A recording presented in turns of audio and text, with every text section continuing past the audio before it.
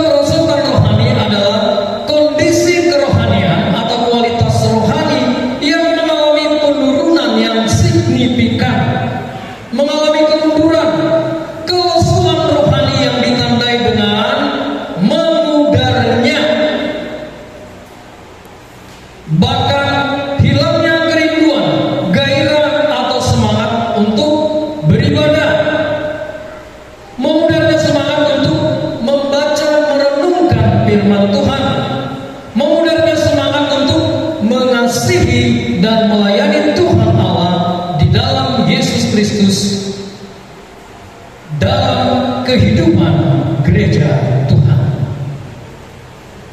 Nah, inilah yang disebut dengan kemerosotan rohani.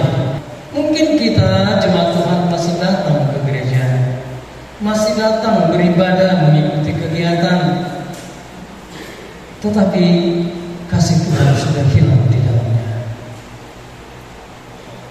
Bentuknya kita lakukan, tetapi hati kita tidak tertuju kepada Allah, tidak tertuju kepada Kristus. Dan memang inilah yang diinginkan oleh si jahat. Kalau kamu sudah kehilangan rasa asinnya, bagaimana? Gak ada lagi gunanya, dibuang begitu saja. Tuhan Yesus berkata, kamu adalah terang dan garam dunia. Tetapi iblis, si jahat, antikris, akan melakukan apa saja supaya kita tidak menjadi terang dan garam bagi dunia ini, tetapi menjadi batu sandungan yang membuat orang yang tadinya rindu mengenal kebenaran, hidup di dalam kebenaran, dan beroleh hidup yang kekal, akhirnya mereka menuju kepada kematian selama-lamanya. Karena jemaat Tuhan, gereja Tuhan, orang percaya sudah mengalami kemerosotan, kebangkrutan rohani. Penyebab kemerosotan rohani, saya mau bacakan kembali. Janganlah kamu mengasihi dunia dan apa yang ada di dalamnya. Jikalau orang mengasihi dunia, maka kasih akan Bapa tidak ada di dalam orang itu. Perhatikan dengan baik. Jikalau orang mengasihi dunia, otomatis kasih akan Bapa tidak ada di dalam diri orang itu. Tidak ada di dalam diri kita, jemaat Tuhan, gereja Tuhan, baik secara komunitas maupun secara pribadi. Orang percaya, jemaat Tuhan, gereja Tuhan sudah jatuh dalam kondisi mengasihi dunia ini, mengasihi dunia dan segala apa yang ada di dalamnya. Jadi ini penyebab utamanya, amin-amin. Kita sudah mulai beralih posisi kita yang tadinya di dalam Tuhan, di dalam kerajaan Allah. Kita mulai masuk dan menikmati segala sesuatu yang ada di dalam kerajaan dunia, kerajaan kegelapan yang dipimpin oleh iblis. Sadar tidak sadar, kita berpindah posisi kepada posisi di dalam kegelapan. Karena Demas telah mencintai dunia ini dan meninggalkan aku, ia telah berangkat ke Tesalonika, Kreskes telah pergi ke Galatia, dan Titus ke Dalmatia. Perhatikan, karena Demas telah mencintai dunia, karena Demas telah mengasihi dunia ini dan tidak lagi mengasihi Allah, sehingga apa? Ditinggalkannya pekerjaan Tuhan, ditinggalkannya pelayanan, ditinggalkannya Paulus yang menjadi mentor, rekan kerjanya yang memimpin dan bersama-sama melayani Tuhan. Ditinggalkannya itu karena apa? Karena dia memilih untuk mencintai dunia ini. Ada 3 celah yang dipakai si iblis untuk kita tetap dan ada di dalam kemerosotan rohani. 3 celah ini adalah bentuk kita mengasihi dunia. Sebab semua yang ada di dalam dunia, yaitu keinginan daging dan keinginan mata serta keangkuhan hidup, bukanlah berasal daripada Bapa, melainkan dari dunia. Nah, perhatikan dengan baik. 3 serangkai ini, keinginan daging, keinginan mata, keangkuhan hidup, itu bukan dari Bapa, Tuhan Yesus yang memberikan. Itu bukan Allah Bapa yang memberikan. Kita ada di dalamnya karena apa? Keberdosaan kita ini kita buka kembali dan Iblis menawarkan segala sesuatu dan kita respon itu di dalam kehidupan kita. Keinginan daging. Galatia 5 ayat 19 sampai 21. Perbuatan daging telah nyata, yaitu percabulan, kecemaran, hawa nafsu, penyembah berhala, sihir, perseteruan, perselisihan, iri hati, amarah, kepentingan diri sendiri, percideraan, roh pemecah, kedengkian, kemabukan, pesta pora dan sebagainya.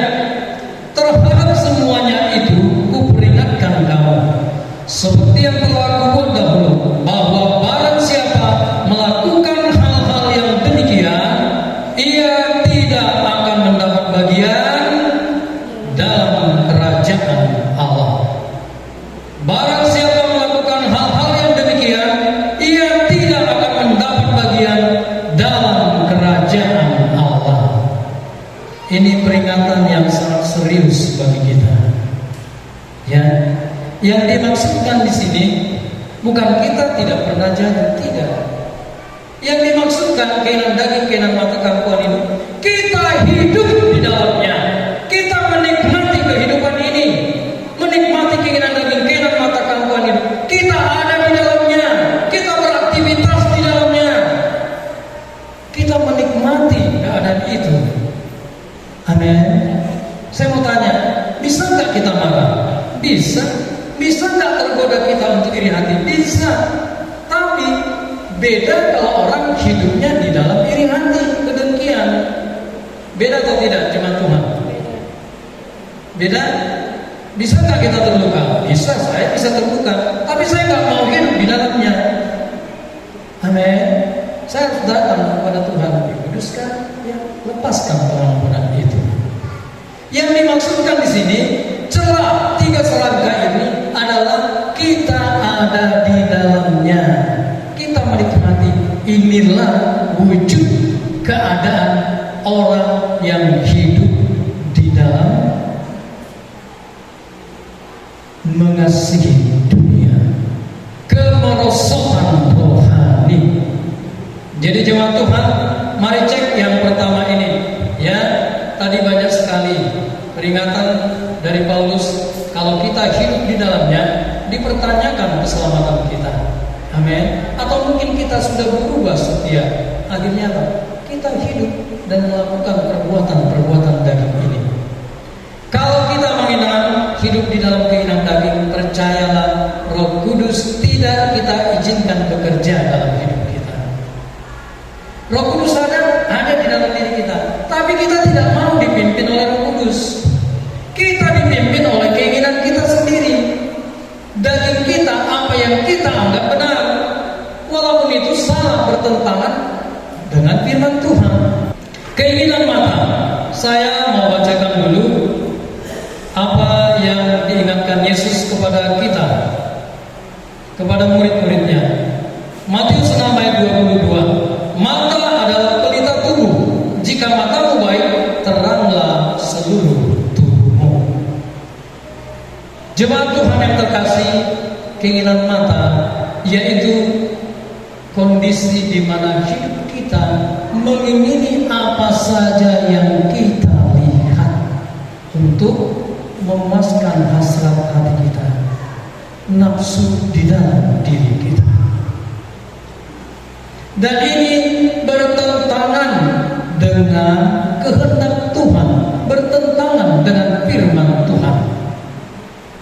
Coba kita review kembali Kejadian 3 ayat 6. Perempuan itu melihat bahwa buah pohon itu baik untuk dimakan dan sedap kelihatannya. Lagi pula pohon itu menarik hati karena memberikan pengertian. Lalu ia mengambil dari buahnya dan dimakannya dan diberikannya juga kepada suaminya yang bersama-sama dengan dia, dan suaminya itu pun memakannya. Perhatikan dengan baik, ya.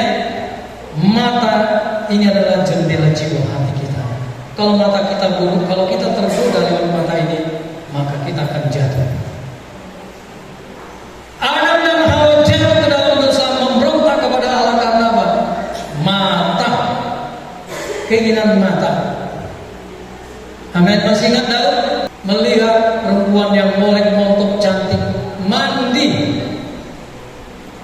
dilihat dipanuk nonti. Akhirnya perintahkan, tolong perempuan yang itu, aku tidak tahu namanya, bawa ke dalam istana.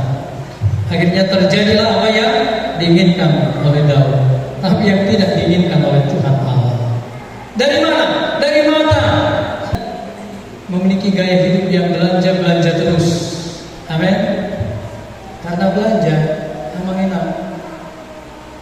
Suami kita yang bekerja bisa korupsi. Amin. Karena gaya hidup yang hedonis, kita bisa melakukan yang jahat. Kita bisa memeras, kita bisa korupsi, kita juga bisa merampok hanya untuk memenuhi keinginan mata ini. Celah yang ketiga, keangkuhan hidup. Ya, keangkuhan hidup. Apa itu keangkuhan hidup? Hidup di dalam kesombongan, mementingkan diri sendiri, mengandalkan kekuatan kita. Kita tidak lagi bersandar kepada Tuhan Allah. Kita tidak lagi hidup di dalam firman-Nya. Amin. Saya mau tanya, bapak kesombongan siapa? Lucifer. Lucifer yang sudah jatuh ke dalam dosa, ingin menyamai yang Maha Tinggi. Dia yang telah jatuh, dia mau ciptaan Tuhan ini juga jatuh. Ada seperti dia, hidup di dalam keangkuhan, kesombongan. Dia akan menawarkan apa? Efek, jabatan, apalagi banyak sekali. Sehingga apa? Ketika kita hidup di dalam keangkuhan, apa yang terjadi?